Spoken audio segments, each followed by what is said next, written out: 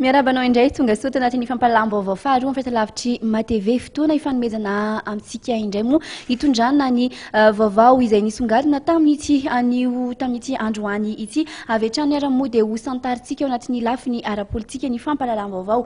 Nanatanteraka hetsika goavana androany ary ny avy amin'ny ankolafy Ravalomanana tetsy amin'ny Magro Behoririka Nandritra izany moa no nilazan'ity ankolafy ity ny heviny manoloana ny raharaham-pirenena amin'izao fotoana izao. Aratsika avy hatrany izay. Nanamafy ny zanak'dada fa mijanona ho kandida ninona zava-mitranga ny isy kandida lalao Ravalomanana.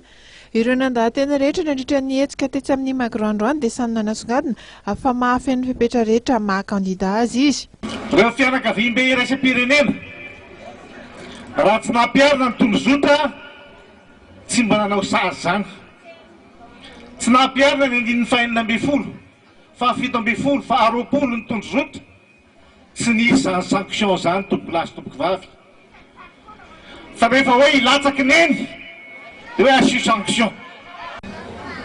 Miteny ny ziky hoe tsy maintsy esorina ny kandida anankitelo. Eto zay dia mbola manamafy horetany horentanitra fa ny kandida lalao Ravalomanana dia manaraka ny fepetra rehetra taky ny lalàna. Ny kandida hafa tsy fantatro fa ny anay aloha ny fantatray.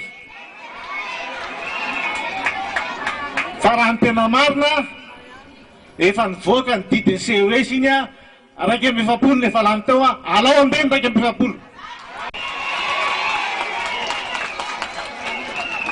Zay matahotra ny tsy latsaka alao izy hijanona tsy maninona.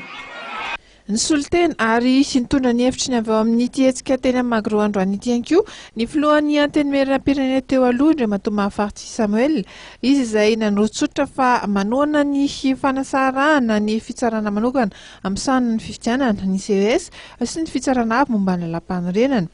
Ho azy dia tokony mahaleo tena ny CES amin'ny fandraisana fanapahan-kevitra ary toy ny fitsarana rehetra dia ny didy efa nivoaka tsy tokony asiam-panivana intsony.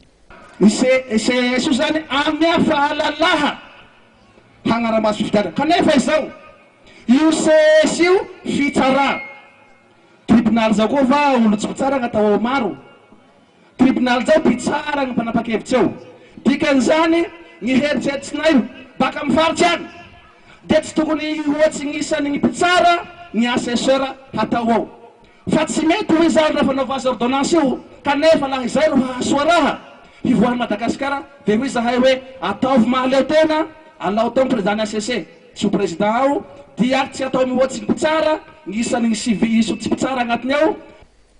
Manandafy rakotonina kosa dia nilaza fa tsy matahotra ny fampitandremana izay navoaka ny zika sy ny hanomezana sazy sy ny hitondrana ny raharaha eo anivotry ny filan-kevim-pilaminan'ny firenena mikambana ny zanak'dada. Araka ny fanazavana nentiny dia firenena tokana no mitsipaka ny fisiany anaran'ny Ravalomanana ifaninana amin'ny fifidianana filoham-pirenena. Ka raha hiakatra any amin'ny conseil de sécurité de zao membre permanent atsika aleo hoany dia hiteo. Ny ankolafy Ravalomanana anak'izany dia nanamafy ny tokony hirosoana amin'ny fifidianana ary nitazomana ny kandida 2/20 ifaninana amin'ny fifidianana filoham-pirenena. Ankoatran'io dia nanamafy ny fanohanana ndinika fampianana sy fampihavanana ny filoham-panjakana hevitra izay heverin'izy ireo fa tokony atao Antananarivo ny zanak'dada nandritra ny hetsika teny amin'ny Magro Behoririka ihany.